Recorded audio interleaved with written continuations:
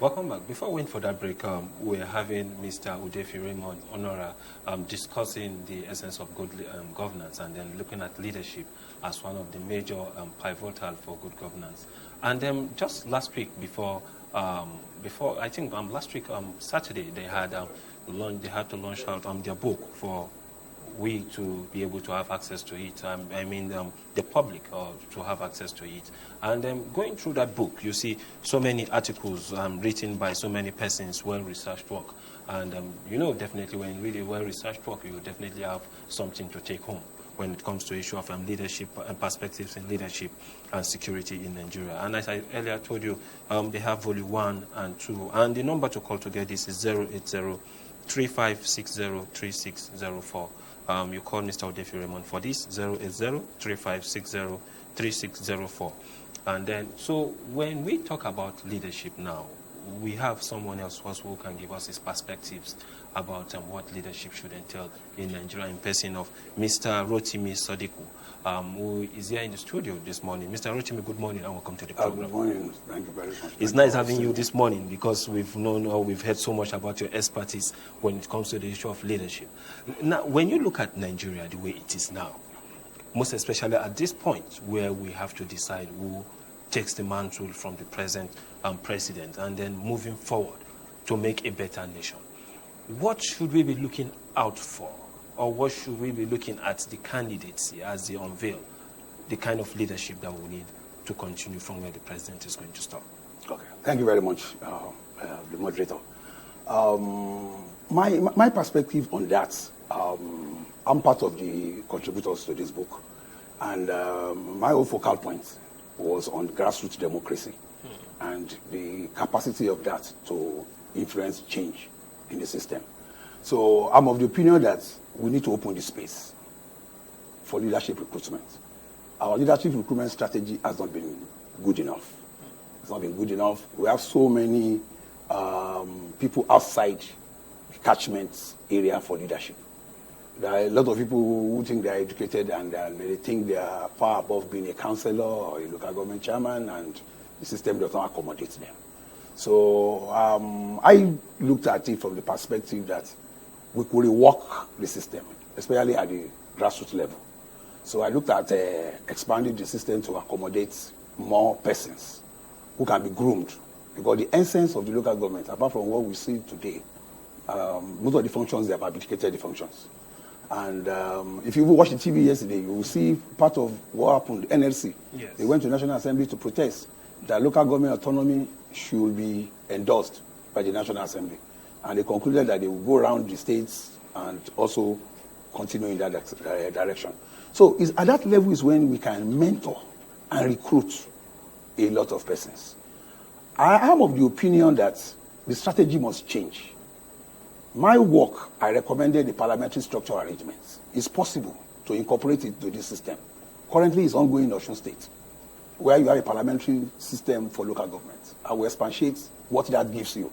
It gives you a lot of mileage, and it gives you a lot of opportunities. And the way our politics has turned on in the last few years, we have been coming since 1999. So there are a lot of things that were taken for granted. We have taken a lot of steps. We have moved so well. But there are some agencies that were slow in carrying on board to this stage where we are. We have run the military system for quite a long time. So Nigerians only know about executive and judiciary. We know less about the legislature. The legislature only came back in 1999. And if you look at what we have been able to achieve now, we have been able to strengthen the legislature at the national level only. At the state level, we have failed. At the local government, is below failure. Nobody even understands the legislative responsibilities of local government. So for me, we have to enhance that. And how do you go about that?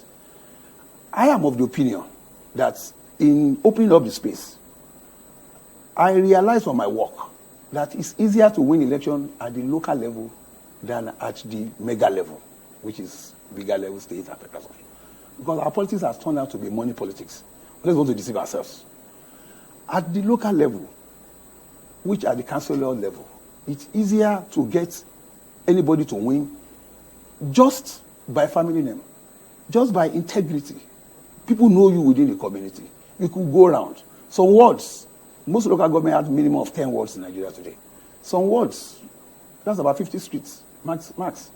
So even without fund, you could go knock at everybody's door and show your face and say, this is what I want to do. I want to represent you, I want to do this, I want to do that. So most of those graduates who don't want to go back to their communities, they could do that if we open the space at that level. And that's my policy trust, the trust of my write-up, was that councillors should come together and elect chairmen. The arrangement that we have today, because it's the presidential system we are running at the local level, you have people contesting for councillorship. You have people, the chairman is so big, so enormous, he has so much money, he campaigns rounds, and he comes in and chairman and become executive chairman and have nothing to do with the councillors. He comes in and appoints supervisory councillors who don't win the election, who people don't know. And they are the ones that does all the works. And in Nigeria today, there's something we refuse to learn from the structure of governance. Most Nigerians, even educated is not the same thing as enlightenment. I think to clear that. Okay. That's why the reason why Merua have voters card and graduates don't have. So we should put that distinction clearly. Is that Nigerians don't know the difference between legislative and executive functions. It's unfortunate, but that's the truth. We have to honest ourselves. If you come to ask me now, you want me to vote for you as a member of parliament or in the state house or in the local government structure, we will be asking you, how will you make our road? How will you deliver the democratic dividends? Which is not within your purview.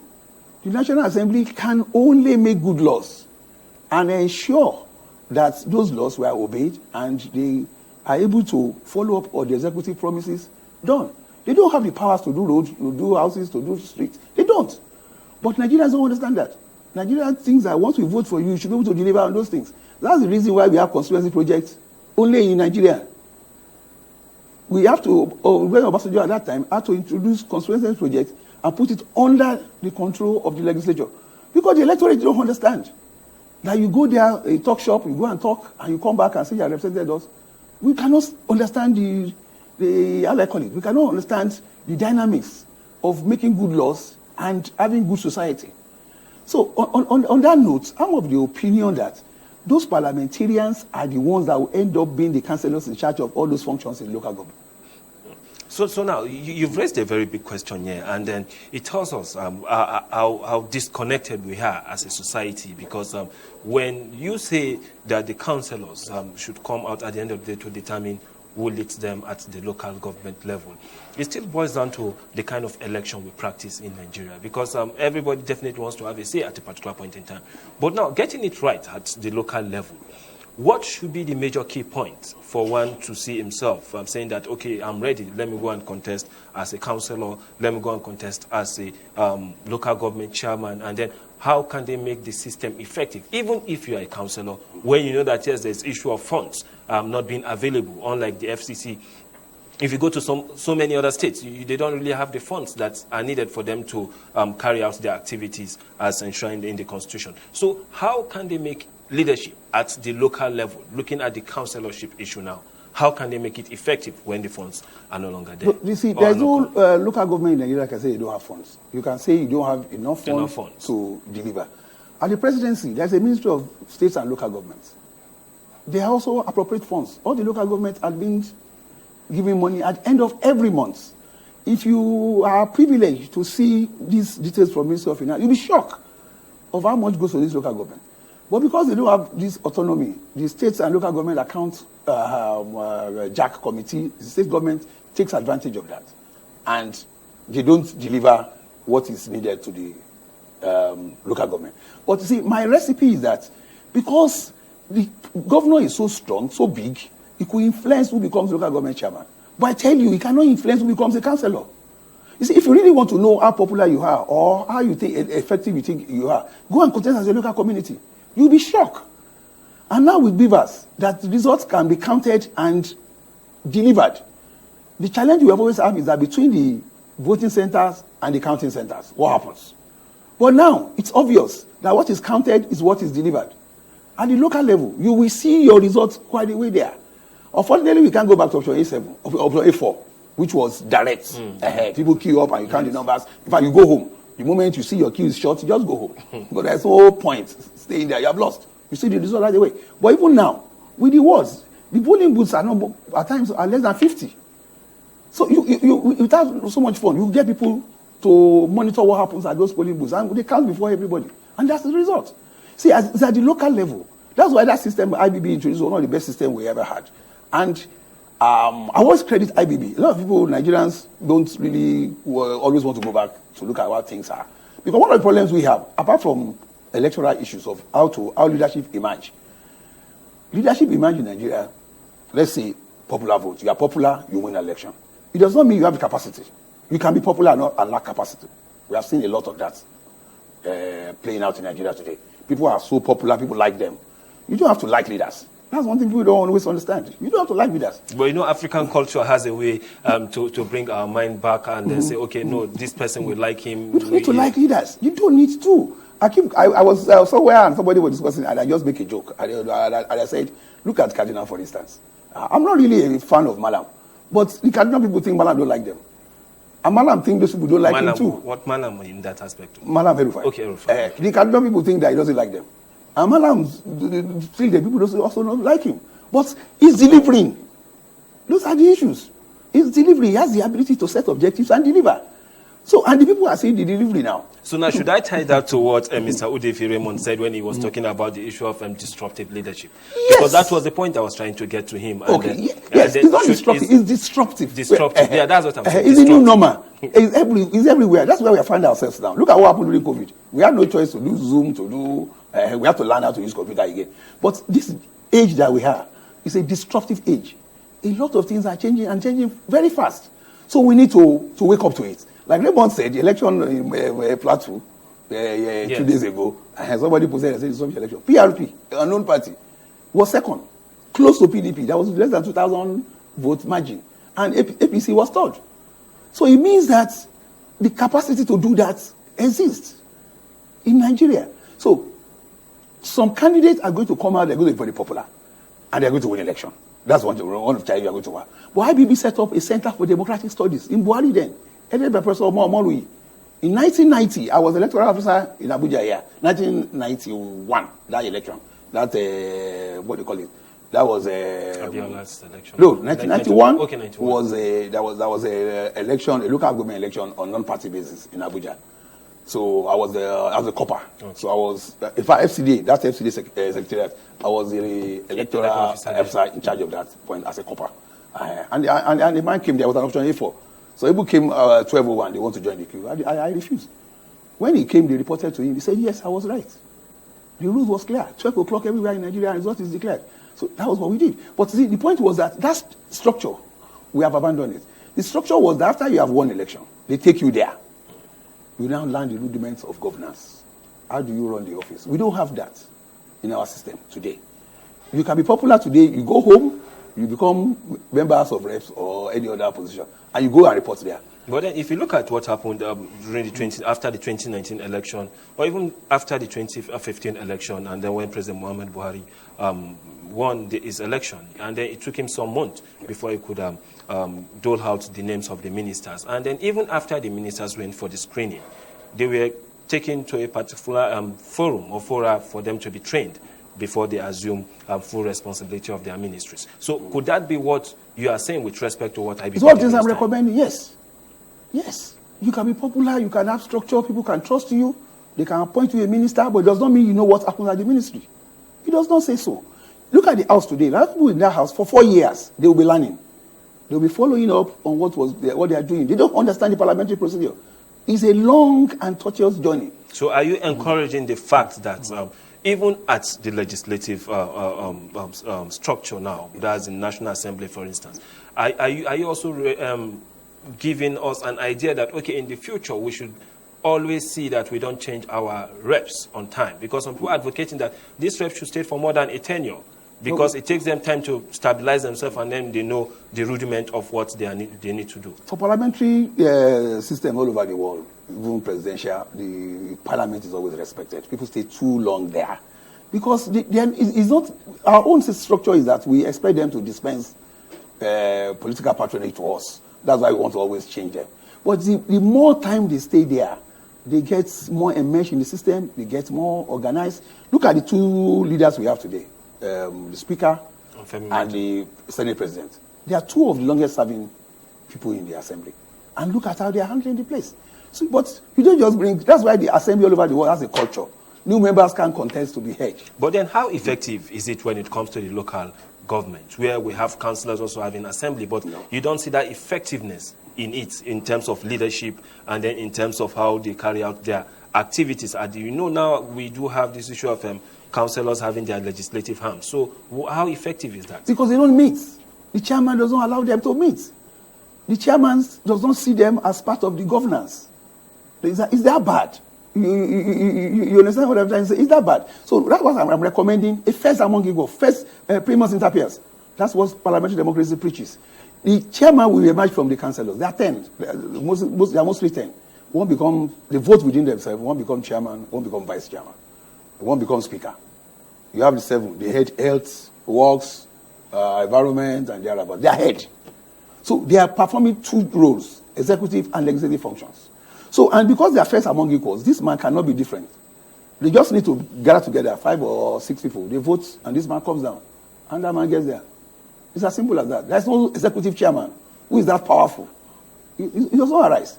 And to win as councillors, the governor, no matter how powerful he is difficult to regulate the world. I'll give one example. I've asked to work in Olomoro in Delta State.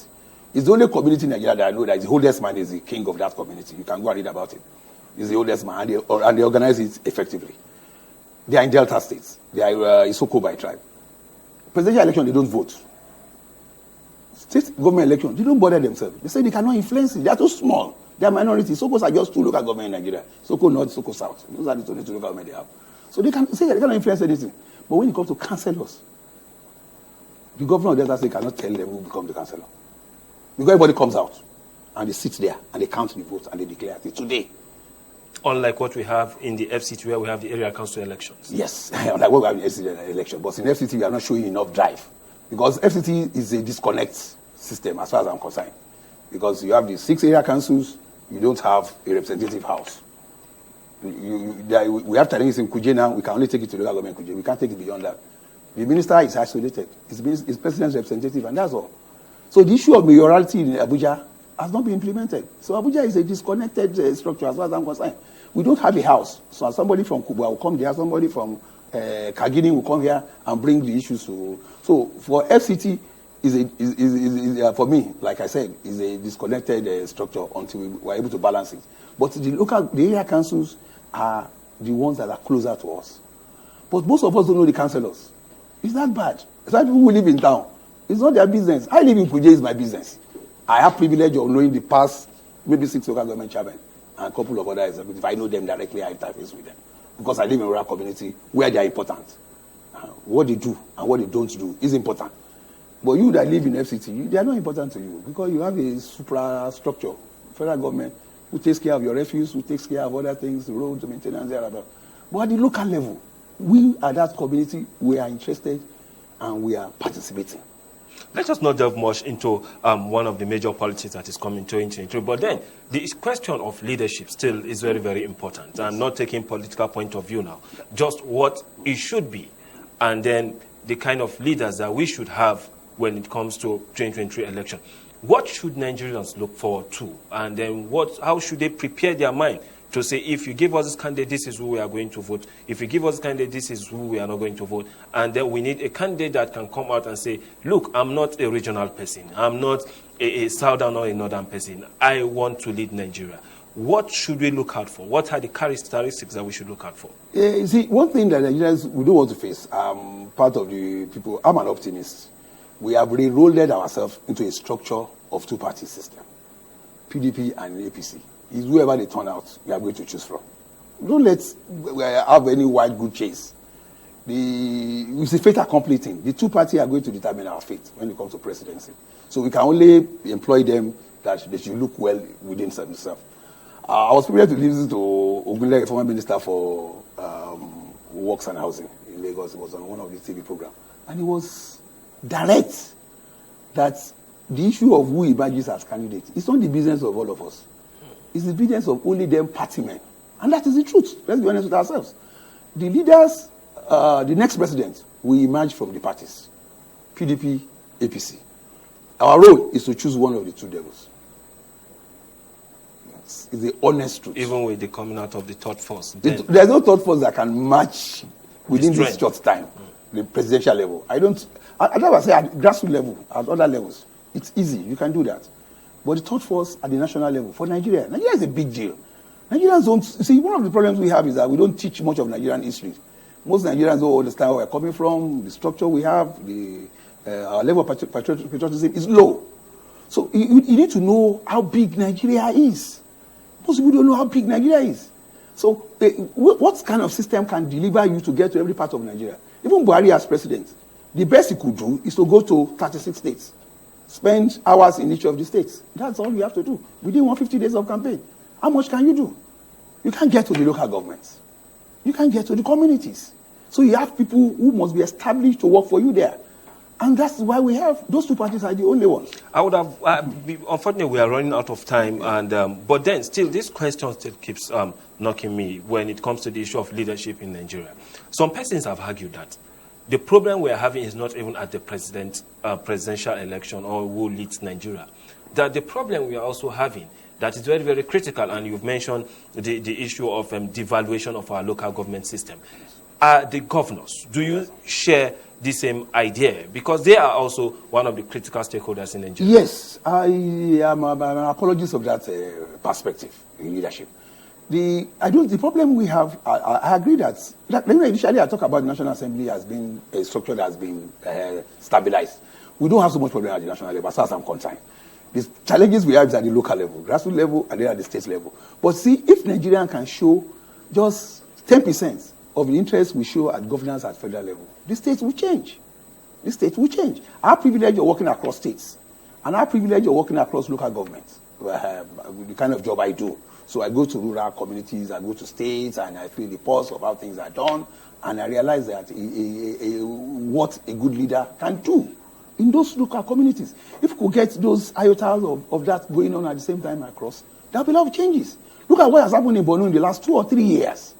Just for a man who come into governance and has been able to... In fact, that is destructive leadership, as far as I'm concerned. In spite of challenges in Borno, somebody is forging ahead and is making progress. So that is what we need, across board. But all of us, the newspaper, the magazines, everybody, we are focused on Buhari, on what he does and what he does not do.